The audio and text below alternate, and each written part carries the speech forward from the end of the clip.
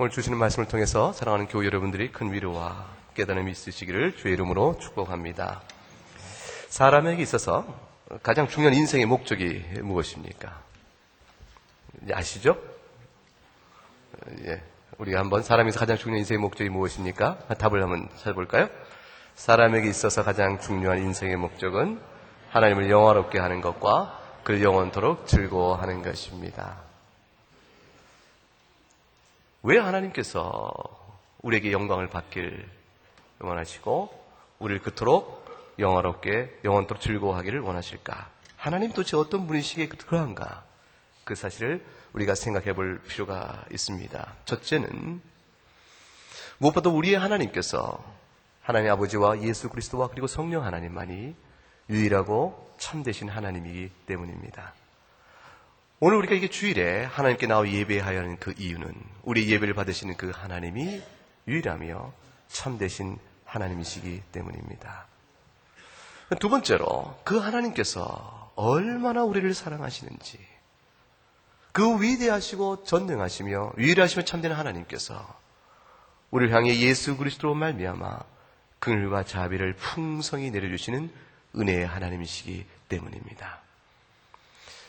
오늘 우리가 말씀을 통해 살펴보고자 하는 것은 하나님께서 어찌하여 그 유일하시고 참되신 하나님께서 그 권능과 모든 존귀를 홀로 받기에 합당하신 그 하나님께서 그 하나님을 마음에 두기 싫어하며 미워하며 하나님과 원수되었던 죄인들을 향해서 하나님께서 긍휼과 자비를 풍성히 내려주시는가 하는 것입니다. 도대체 하나님께서는 그 이유가 도대체 무엇이며 그 같은 긍휼과 자비를 우리에게 부어주심으로 하나님께서 우리에게 바라고 기대하시고 소망하시는 것은 도대체 무엇일까? 이 질문에 대한 답을 깨닫는 것은 아주 중요합니다. 우리 신앙의 실제적이고 우리가 어떻게 살아야 하는 것인가에 대한 근본적인 답을 주는 원리이기 때문에 그렇습니다. 첫째는 하나님께서 우리에게 자비와 긍휼을 베푸시는 까닭이 있습니다. 그것은 바로 그가 그다음 뭐라고 되어 있습니까? 우리를 사랑하시기 때문입니다. 하나님이 우리를 사랑하시는 그 이유 하나만으로 다른 이유가 있는 것이 아니에요. 주께서 우리에게 자비와 긍휼을 그의 백성을 택하여 불러내셔서 오늘 이 자리에 예비케 하시며 한 주간 동안 여러분의 삶을 지키고 아시고 보시고 이끄신 하나님께서 오늘 다시 예배 자리에 불러내신 까닭. 내가 너에게 자비와 긍휼을 주길 원한다. 그 사랑을 다시 확증시켜주는 까닭은 오직 한 가지 이유가 있으니 하나님 편에서 이유입니다. 하나님이 우리를 지극히 사랑하시기 때문입니다. 또 한 가지 우리가 깨달을 바가 있습니다. 하나님께서 우리를 사랑하시는 것은 또 우리를 향해 바라시는 소망이요 기쁨이요 하나님이 보기를 원하시는 기대가 있는데 그것은 우리가 서로 사랑하는 것입니다. 하나님 왜 우리에게 긍휼과 자비를 베풀어 주십니까? 하나님 우리를 사랑하시기 때문이요. 둘째는 우리를 사랑하심으로 인하여 우리가 서로 사랑하기를 원하시기 때문에 그렇습니다. 이건 하나님의 소원입니다. 하나님이 우리가 서로 사랑함을 보고 하나님이 기뻐하시며 자랑으로 삼으십니다. 요한일서 4장 11절에 이렇게 기록되어 있습니다. 사랑하는 자들아 하나님이 이같이 우리를 사랑하셨은즉 우리도 서로 사랑하는 것이 마땅하도다. 우리가 다 알지 않는가? 여러분이 하나님이 여러분을 사랑하심을 여러분이 알고 있고 내가 아는가? 우리가 서로 각각 아는 바가 있다. 하나님이 나를 사랑하십니다. 우리가 아는 바처럼 하나님이 우리를 사랑하시는 걸 알고 있는데 그랬은즉 우리가 서로 사랑하지 않는가? 이 말씀을 둘로 나누면 감명하게 이렇게 되는 것입니다. 첫째 요점은 하나님이 우리를 사랑하셨다. 이 사실은 우리가 아는 바요. 두 번째, 그런즉 우리가 서로 사랑하는 것이 마땅하다. 도리요, 의무요, 책임이라. 신자 되매 도리요, 의무요, 책임이라. 이 일을 우리가 게을리 한다면, 이 일에 우리가 관심을 두지 아니한다면 우리는 신자로서 이탈되어가는 것이라. 신자됨을 상실하는 것이라. 요한일서 4장 19절에 이렇게 말씀합니다. 4장 11절의 말씀을 다시 뒤집어서 순서를 바꾸어 강조하고 계십니다. 우리가 서로 사랑하니, 우리가 서로 사랑하는 것은 그가 먼저 우리를 사랑하셨기 때문이다. 첫째, 무엇을 말합니까? 우리가 서로 사랑하는데 귀납법적입니다. 보라, 우리가 서로 사랑하지 않는가? 교회를 보라. 우리 가운데 나눔이 있지 않은가? 피차간에 우리가 교인의 삶을 들여다보라. 한 사람 한 사람 교인의 삶을 들여다보니 저자의 삶 속에 특이한 무엇인가 있는데 그것이 사랑으로 설명되는 것이라. 우리가 서로 사랑하는데 그것은 하나님께서 우리를 먼저 사랑하셨기 때문이다. 하나님이 우리를 사랑하셨다는 사실을 우리가 인정합니까? 내 형편과 처지가 이만한데도 주께서 과연 나를 사랑하셨다 말할 수 있습니까? 우리들은 각각 사는 형편이 다릅니다. 그러나 우리가 한 자리에 모여 한 주를 고백하고 하나님께 예배할 때 우리 모두를 묶어두고 우리가 모두가 다 아멘으로 화답하는 한 가지 이유가 있습니다. 하나님이 우리를 사랑하신다는 사실에 대한 객관적인 한 가지 이유가 있습니다. 그것은 모든 우리를 향한 하나님의 사랑의 절대 원리요, 절대 기반이요, 근거가 되어집니다. 4장 16절 전반절에 이렇게 되어 있죠. 하나님이 우리를 사랑하시는 사랑을 우리가 알고 믿었다. 우리 가운데 하나님이 우리를 사랑하심을 모르는 자가 없으며 우리 가운데 하나님이 우리를 사랑하시는 사실을 모르는 자가 없을 뿐만 아니라 다 알 뿐만 아니라 그것을 우리가 굳게 믿고 있다. 4장 11절에 아까 읽었던 말씀에 뭐라고 되어 있죠? 사랑하는 자들아 하나님이 이같이 우리를 사랑하셨은즉, 이같이라는 사실은 사랑의 증거를 우리가 갖고 있다는 사실을 말해줍니다. 그 증거가 도대체 무엇입니까? 우리의 형편과 처지가 다 다를지라도 우리의 모든 하나님 향한 예배에 한 이유가 되어지고 우리가 공통적으로 한 입으로 한 목소리로 한 마음으로 고백하는 하나님 우리를 사랑하심에 대한 그 근거가 도대체 무엇입니까? 4장 9절에 이렇게 명확하게 설명해 놓습니다. 같이 읽어보겠습니다. 하나님의 사랑이 우리에게 이렇게 나타난 바 되었으니 하나님이 자기의 독생자를 세상에 보내심은 그로 말미암아 우리를 살리려 하심이라. 이 얼마나 놀라운 말씀입니까? 여러분, 이 말씀 속에 담겨있는 사실이 무엇이죠? 하나님이 우리와 같이 되어졌다. 하나님이, 아버지 하나님께서 아들 하나님을 세상에 보내셨다. 세상에 보내셔서 영광과 존귀와 찬송을 받기 위하여 저들에게 위엄과 권능과 힘으로 드러나신 것이 아니고 오직 우리를 살리기 위한 목적으로 하나님이 낮고 낮은 인간의 모습으로 오셨다. 사람이 되셨다. 낮음입니다. 자기를 낮추심입니다. 겸비입니다. 비하입니다. 창조주 하나님께서 한낱 피조물에 불과한 우리와 같은 한 사람으로 이 땅에 오셨다. 하나님 사랑에 대한 첫 번째 전제입니다. 두 번째는 그 하나님께서 우리 가운데 인간으로 오신 까닭이 도대체 무엇일까? 그 목적성을 설명하는 가운데 4장 10절에 이렇게 설명합니다. 형제들이여, 사랑이 무엇인지를 알기 원하는가? 사랑은 여기에 있으니 우리가 하나님을 사랑한 것이 아니요 하나님이 우리를 사랑하심으로, 하나님이 우리를 사랑하심으로, 그 다음 같이 읽어요. 우리 죄를 속하기 위하여 화목 제물로 그 아들을 보내셨습니다. 하나님이 사람이 되셨는데, 성부 하나님께서 성자 하나님을 사람으로 보내셨는데, 성자 하나님께서 성부 하나님의 뜻에 따라서 스스로 자원하여 하나님이신 아들 하나님께서 우리와 같이 사람이 되셨는데, 그 되심은 영광과 존귀와 찬송을 취하기 위함이 아니요 우리를 생명 주시기 위하여 희생 제물로 오신 것이라. 하나님과 우리 사이에 가리웠던 모든 벽을 허무시고 원수됐던 우리에게서 하나님의 심판을 제하여 주시며 우리에게 생명과 하나님과 교통의 지극한 복을 주시기 위하여 주께서 우리에게 오셨으니 그가 원수됐던 우리들로 하여금 모멸을 당하시고 우리는 그의 얼굴에 침을 뱉었으며 우리는 그를 미워하는 바가 되었으며 우리는 그를 배척하였으며 우리는 그에게 수욕을 당하게 하셨으며 우리가 그를 쳤으며 우리가 그를 매를 때렸으며 결국에 우리의 손으로 그를 죽였느니라. 그랬으니 그가 곧 예수 그리스도시니 십자가에서 우리의 죄를 담당하고 죽으셨노라. 사랑하는 형제들아, 이것이 사랑이니라. 이것이 사랑이니라. 이것이 사랑인 줄을 알겠는가? 믿는가 하라는 것입니다. 이 하나님의 놀라우신 은혜 속에 담겨있는 사랑의 성질을 이해할 수 있겠는가? 누가 자기 원수를 위하여 자기 자식을 제물로 내어주겠는가? 친구를 위하여 목숨을 버리는 것도 귀하지만 하물며 원수를 위하여 목숨을 내어줌이 어찌 놀랍지 아니한가? 하나님께서 사람이 되셔서 우리 죄를 대속하신다는 이 사랑 속에 담겨있는 원리는 우리가 이 땅 속에 있는 어떤 경우로도 헤아릴 길이 없습니다.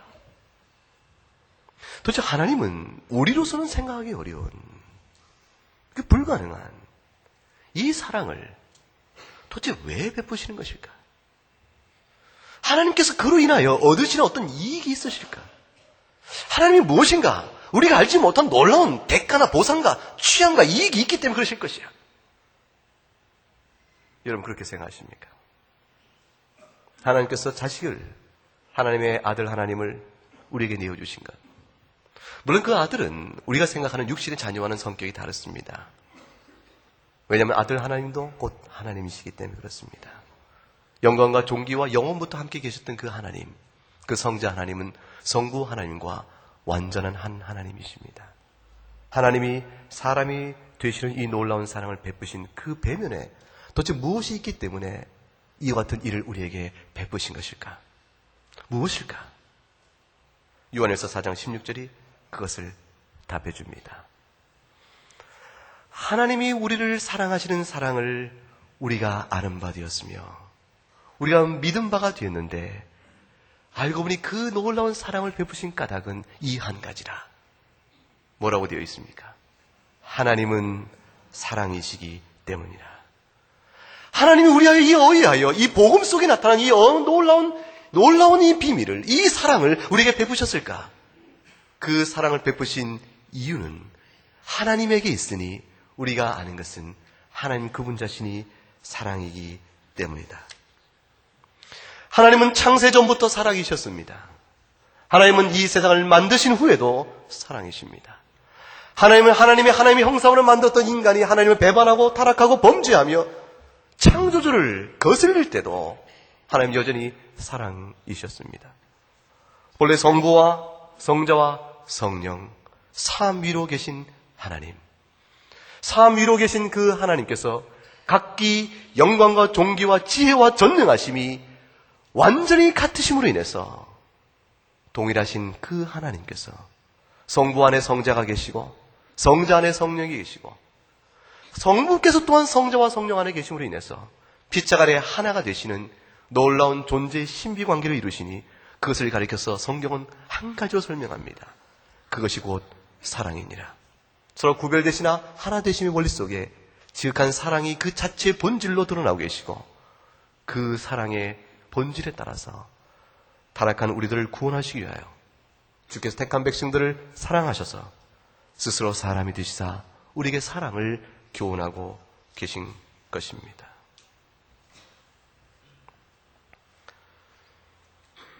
복음에는 약속이 있습니다. 하나님은 사랑이시기 때문에 우리에게 지극한 사랑으로 구원의 길을 열어주신 그 하나님을, 그 하나님의 복음을, 예수 그리스도의 복음을 믿는 자에게 하나님이 기대하시고 소망하시는 한 약속이 있습니다. 반드시 이룰 것이라 말씀하신 약속이 있습니다. 그 약속은 바로 우리에게 미쳐질 일들입니다. 우리에게 나타날 일이요, 나타나야 하는 일입니다. 그 일이 무엇입니까? 요한일서 4장 16절에 기록되어 있습니다. 같이 읽어보겠습니다.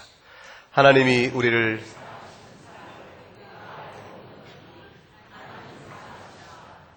안에 거하는 자는 하나님 안에 거하고 하나님도 그의 안에 거하는 지니라. 우리에게 나타날 놀라운 한 가지 일이 있습니다.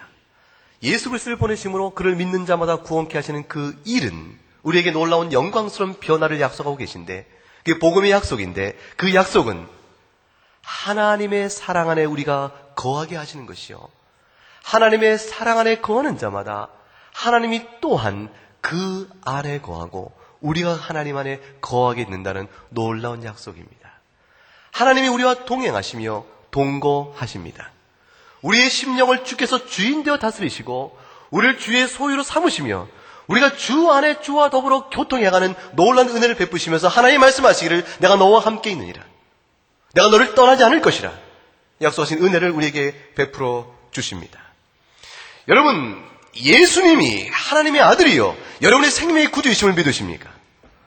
그 믿음이 여러분에게 어떻게 나타나는 줄 여러분 아십니까? 성령님입니다.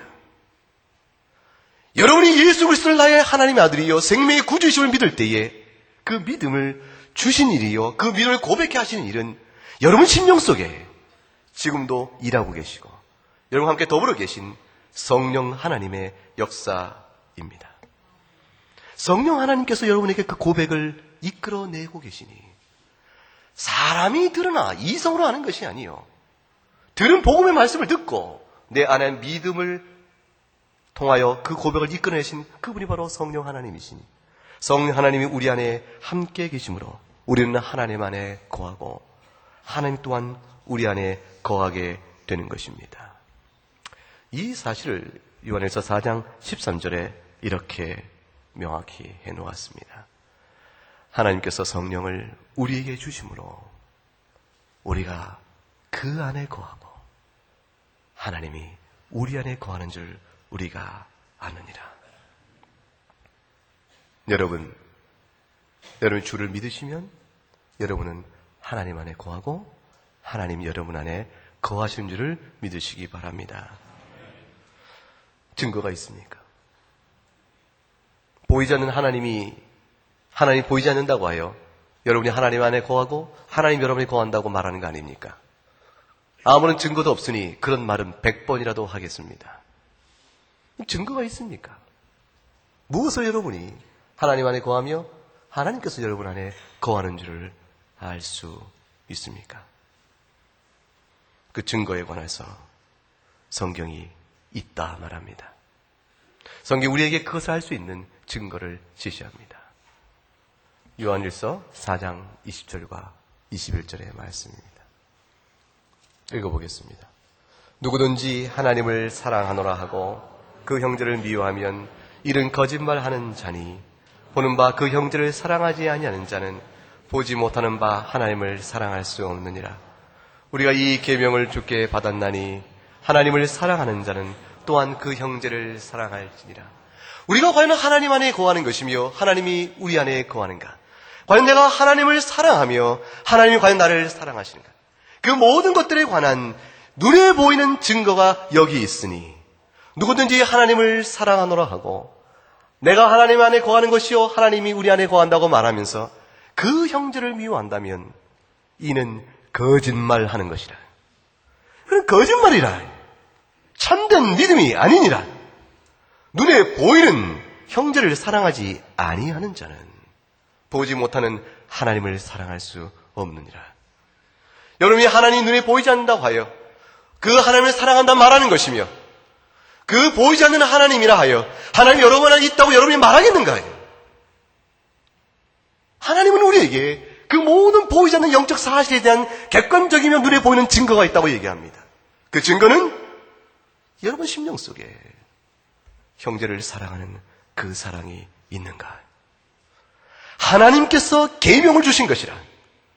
우리가 마땅히 형제를 사랑해야 하는 것은 주께서 우리에게 주신 교훈이요 계명이요 우리에게 주신 받은 마땅한 도리인데 하나님이 여러분 안에 있고 여러분이 하나님에 있으며 정령고 그로 인하여 그리스도로 인하여 여러분이 하나님을 사랑한다면 하나님을 사랑하는 자마다 주가 주신 계명을 지키나니 주가 가진 계명이 우리에게 무엇을 교훈하는가?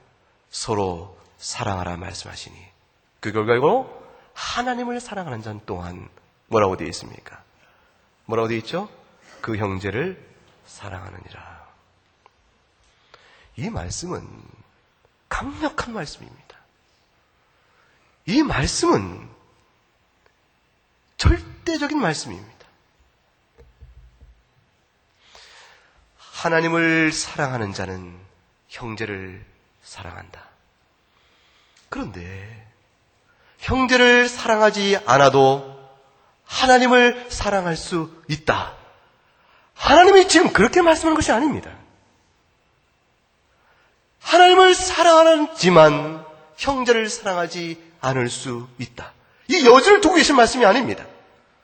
하나님을 사랑하는 자는 형제를 사랑하는 자요. 형제를 사랑하는 자는 하나님을 사랑하는 자라니 이 둘 사이는 완전한 일체를 형성합니다. 논리에 있어서 이것만큼 강력한 것이 없습니다. 여지를 두지 아니하십니다. 우리는 예수님을 주로 믿고 구원받는 일에 대해서 감격해야 합니다. 개별적 신앙 고백을 통해서 주 앞에 나옵니다.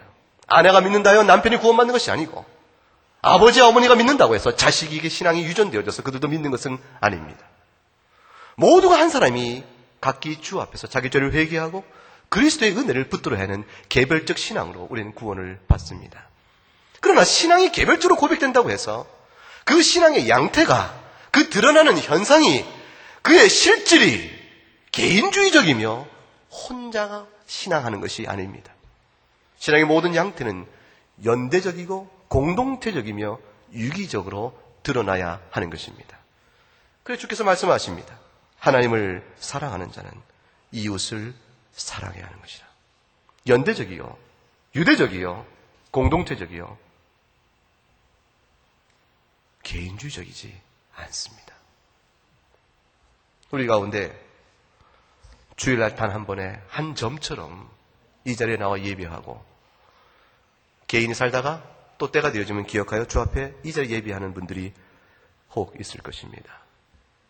그것도 귀한 일입니다. 주 앞에 나와 예배하는 일조차 게으리 한다면 그 생명을 어떻게 하겠습니까? 여러분이 한 주간의 삶을 다 살고 주일에 나와 예배하는 일조차 게으리 한다면 여러분의 인생을 하나님 앞에서 어떻게 감당하시겠어요? 그것도 귀한 일이지만 그러나 더욱더 알아야 될 것이 있습니다. 여러분의 신앙의 성장과 나타나는 표현과 여러분이 하나님을 향한 모든 사랑은 교우들 가운데서 연대하며 유대하며 공동체적인 유기성 안에서 증거되고 나타나야 합니다. 이 은혜의 놀라운 영적 사실을 정리해 보십시다. 첫째, 우리는 성령 하나님을 인하여 우리가 예수 그리스도가 하나님의 아들이시며 구주이심을 믿을 때에 그 성령 하나님으로 말미암아 이 사실을 믿게 되어진 즉 하나님이 곧 우리 안에 거하십니다. 믿으십니까? 그런데 하나님은 사랑이십니다. 이 사실도 믿으십니까? 세 번째로, 그렇다면 하나님이 계신 곳은 그 어디에나 무엇이 나타나기를 기대할 수 있습니까? 사랑입니다. 그러므로 같이 읽습니다. 예수를 구주로 믿는 자는 하나님이 그의 안에 계심으로 그는 반드시 사랑의 열매를 나타내도록 되어 있다. 이것이 오늘 주시는 메시지입니다. 여러분, 예수를 참으로 믿는 자는 구원을 받습니다. 근데 구원을 받기에 합당한 참된 믿음을 가진 자에게는 그 믿음으로 말미암아 나타나는 열매가 있습니다. 그 믿음의 열매는 사랑입니다. 그 믿음의 열매는 사랑인데 이 믿음과 사랑의 관계는 필연적입니다. 믿음과 사랑의 관계는 선택적인 것이 아닙니다. 선택 사양이 아닙니다. 옵션이 아닌 것입니다. 내가 예수를 주로 믿고 구원받아 하나님 나라 백성이 되었음즉 내가 주의 교훈에 충실히 순종하여 사랑을 하면 주께서 칭찬과 상급을 주실 것이다.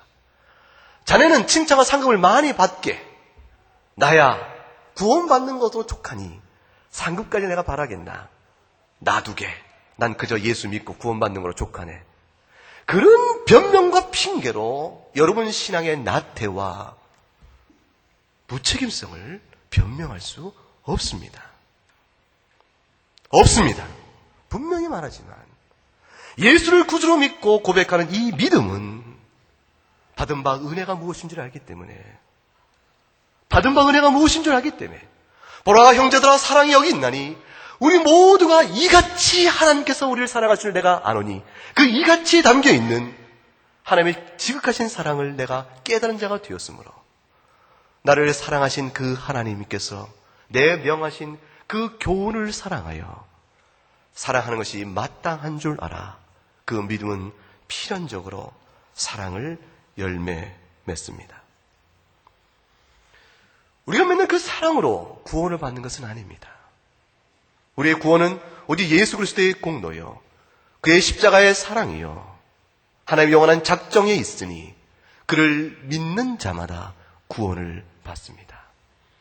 그러니까 구원을 작정하신 아버지의 뜻에 따라서 아들 하나님이 순종하여 기쁨으로 자원하여 사람이 되어서 십자가에 못 박아 죽으시고 부활하신 그 복음의 사실을 성령 하나님께서 우리에게 믿게 하실 때에 성부와 성자와 성령의 이 놀라운 영적 신비의 사역은 우리에게 믿음을 주시고, 믿음을 주신 그 성령께서 또한 우리를 거룩하게 이끌어가시며 사랑의 열매를 필연적으로 맺게 하시는 것입니다. 여러분에게 그 믿음의 역사가, 그 성령의 역사가 어떻게 나타납니까? 갈라디아서 5장 6절에 이렇게 설명합니다. 같이 읽어보십시다. 그리스도 예수 안에서는 할례나 무할례나 효력이 없으되 사랑으로서 역사하는 믿음뿐이니라. 사랑으로 역사하는 믿음뿐이라는 것은 사랑의 결실이요, 사랑의 열매를 필연적으로 맺게 되는 믿음뿐이라고 말합니다. 여러분 다 하나님을 사랑하신 줄 믿습니다. 여러분 예수 그리스도의 은혜를 깨달은 자라고 믿습니다. 주님이 아니면 여러분이 이 시간에 예배하러 걸음하지 않았을 것입니다. 여러분이 하나님을 사랑하고 성령 하나님 여러분 안에 계심으로 인해서 이 자리 예배 자리에 나오신 줄을 믿습니다. 그러나 우리는 막 태어난 아기와 같습니다. 한 아기가 태어났습니다. 여러분 우리에게 하나님이 은혜를 주셔서 놀라운 미래를 알아서 나에게 주신 이 귀한 아들이, 이 귀한 딸이 장래에 어떤 인물이 될 것인가를 우리가 미리 안다고 쳐보십시다. 하나님이 내게 말씀하시기를, 예를 들어서 미리 알게 했을 때 내 자식을 아들을 낳는데 이 아들이 훌륭한 선생님이 되는 거예요. 하나님이 작정하신 뜻이죠. 훌륭한 아들로 작정되었은 즉 이 낳은 아들이 저절로 그렇게 되도록 되어진 것입니까? 아닙니다.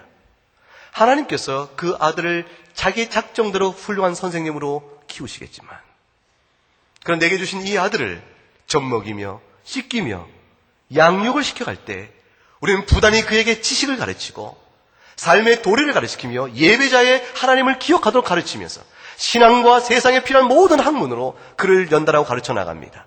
그의 마음속에 윤리적 의식과 양심이 바로 설 수 있도록 가르쳐 나갑니다. 그의 바른 성품을 갖도록 가르쳐 나갑니다. 선생님이 되기에 가장 필요한 귀한 것들이 그의 몸의 습관으로 배울 수 있도록 우리 연단시켜 훈련시켜 나갑니다. 그 일을 통하여 그 아이는 점점점 자라나가며 과연 그 모습에 합당한 귀한 자질과 틀들을 우러나게 되어집니다. 하나님이 우리를 양육하심이 그와 같습니다. 여러분을 각각 불러내셔서 하나님의 자녀로 삼으셨을 때 하나님은 우리에게 기대하시고 소망하시고 보기를 기뻐하시고 즐거워하시는 한 가지 모습, 서로 사랑하라. 형제를 사랑한 지극한 사랑입니다. 그 사랑의 충만함을 보기를 원하시는데 그 충만한 결실을 맺도록 우리를 훈련시키기를 원하십니다. 오늘 이 말씀으로 권면해 가시는 것입니다. 너희 안에 들어있는, 내가 너에게 준바된 나의 성령이 너희 안에 함께 거하고 있으니 너에게 주신 바 된 것이니 너희의 모든 이 잠재성을, 잠재적 능력을, 너에게 있는 이 가능성을 실현시키라. 한국 교회가 받은 바 은혜에 대해서 그 은혜로 말미암아 마땅히 우리를 부르시는 그 가능성, 그 잠재성, 그 신앙의 도리를 실현화시켜 나가면 교회는 강력해지는 것이요. 하나님의 영광이 충만한 것이요. 복음 증거의 모습은 더욱더 힘을 얻어가는 것이 되어집니다. 그렇지 못하면 우리 안에 말만 무성하게 되어지는 것입니다. 제일 듣기 싫은 말 중에 이런 말이 있죠.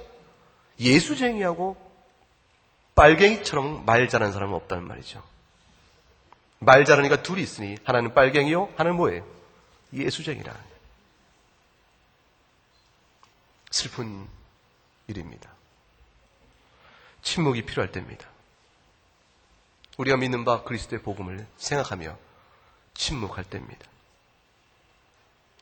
우리 교단지 기독교 개혁신보 지난주 일면 첫 표제가 국민 통합과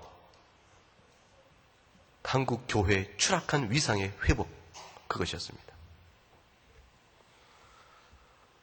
한국 교회의 위상을 어떻게 회복할 수 있습니까? 운동으로 되는 것이 아닙니다. 표를 재창하는 거 되는 것이 아닙니다. 시청 앞에 데모를 해서 되는 것이 아닙니다. 한국교회 추락한 위상의 회복은 우리가 복음을 어떻게 받았는가를 돌이켜보는 데 있습니다. 주께서 오늘 물으십니다. 너희가 예수 그리스도로 말미암아 생명 얻는 이 복음을 믿느냐? 여러분 마음으로 대답하시기 바랍니다. 그것이 아멘일지언데 너희가 그 복음 앞에서, 내가 너에게 복음을 준 이 하나님의 사랑 앞에서 너희가 어떻게 반응하겠느냐? 미국에 가면 그 아미시라는 하나의 그 종교인들의 집단이 있어요. 종교개혁의 제침례파들 가운데 한 분파인데, 이분들은 현대인들이 살아가는 모든 문명에 대해서 회의적입니다. 신앙적으로 썩 정죄하진 않지만 기독교인으로 살아가는 이 영적 정서와 삶에 도움이 되지 못한다고 해서 그들은 그것을 거부한 채 농촌에서 농업과 목축을 하며 전원적인 생활을 해나가는 평화로운 집단입니다. 2006년에 그곳에 큰 사건이 일어났었죠. 비극입니다. 그래서 아이들이 일반 학교를 다니지 않기 때문에 자기들이 나름대로 학교를 세웁니다. 그러다 보니까 교실 하나에 1학년부터 8학년까지 다 같이 배우게 되어집니다. 그곳에 한 사람이 총을 들고 들어왔습니다. 남자애들은 다 나가게 하고 여자애들만 남은 상태 속에서 총격을 가했습니다. 5명의 아이가, 어린아이가 죽고 5명이 중상을 입었습니다. 범인도 자살했습니다. 평화의 상징이요. 그 고요 속에 있는 곳에서 무엇을 얻고자 그 어떤 엄청난 비극이 있었을까? 그것은 딱 한 가지였습니다. 그 사람은 감리교 교인이었습니다. 그 감리교 교인이 하나님을 향한 원망과 저주의 마음속에서 하나님을 향하여 자신의 모든 반감을 드러나며 그들에게 보복의 형태로, 하나님을 향한 보복의 형태로 그 아이들을 죽이기로 한 것이었습니다. 그 보복의 이유는 이거였습니다. 자신이 경험한 한 가지 하나님을 향한 이해하지 못한 한 가지 사실 때문이었습니다. 왜 하나님께서 9년간 기다려왔던, 그리고 나에게 주신받는 그 아이 하나를 20시간에 잠시 동안 생명을 호흡하게 하다가 그를 거둬갔는가? 이 사람은 아이를 그만 9년 동안 기다렸던 아이 하나를 얻었는데 그 아이가 20시간 동안 생존하다가 그만 죽었다는 사실에 있었습니다. 그것 때문에 하나님을 원망하면서 자신의 처지에 대해서 하나님을 이해할 수 없다고 원망하면서 결국 그 적개심을 카인이 자신의 제자를 연락하지 않은 하나님을 미워하며 아벨을 돌로 쳐 죽이듯 그 죄의 성질에 따라서 그곳에 그 같은 총질을 한 것입니다. 근데 아미시 사람들의 반응이 특별했습니다. 그 수라장이 벌이는 아우성된 그 비참한 비극의 그날, 그 시간대에 아미시 공동체의 일부는 그 사건을 수습하고 일부는 그 사건을 범인의 가족을 찾아갔습니다. 찾아간 것은 잘잘못을 따지며 원망과 소리조리 지기 위함이 아니고 그들을 향하여 그 부인과 그 가족들을 놓고 그들을 위로하기 위함이었습니다. 어떻게 설명합니까? 여러분, 이 행동 걸음을 어떻게 설명합니까? 그들에게 물었습니다. 어찌해 당신은 이런 일을 행할 수 있었습니까? 답은 딱 한 가지입니다. 저들도 죄 아래 있는 죄의 세력의 희생자입니다. 아담과 하와가 범죄한 이후에 이 비참한 죄의 세상 속에서 참된 평강과 그 은혜를 알지 못하고 하나님을 알지 못하니 하나님의 지혜를 알지 못하는 것이요. 자기 겪은 삶의 슬픔과 원망을 하나님께 돌림으로 이 큰 죄를 범하였는데 저들도 죄의 슬픔의 희생자이기 때문입니다. 하나님의 사랑을 받았은즉, 우리가 원수 되었을 때 우리를 사랑하는 하나님의 사랑을 받았은즉 우리도 저들을 사랑할 따름입니다. 일정한 시간이 흐른 후에 장례식에는 물론 아미시 사람들이 절반 이상 참석했고, 일정한 시간이 흐른 뒤에 다시 그 가족을 초대하여 식사를 나누며 위로하고 복음의 말씀으로 권면하였습니다. 오늘의 말씀을 정리해 보십시다. 하나님이 예수 그리스도로 말미암아 우리에게 긍휼과 자비를 베풀어 주신 그 이유가 도대체 무엇입니까?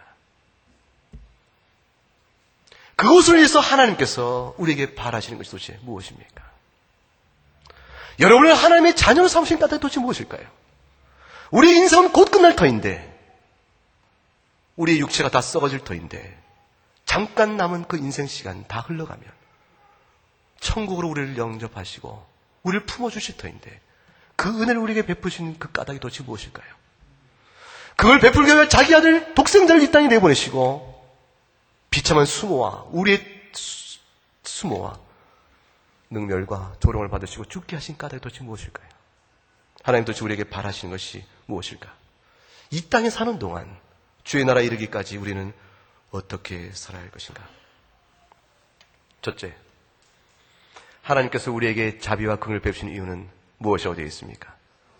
그가 우리를 사랑하시기 때문입니다. 둘째, 그가 우리를 사랑하시며 우리를 향해 바라신 것이 무엇입니까? 우리가 서로 사랑하는 것입니다. 사랑은 훈련이 필요합니다. 좋아하는 감정에 따라 행하는 것은 예수님께서 말씀하시기를 세리와 이방인도 하는 사랑이라고 하셨습니다. 좋아하는 친구에게 선을 하는 베푸는 것, 그것이야 세리와 이방인도 하지 않는가?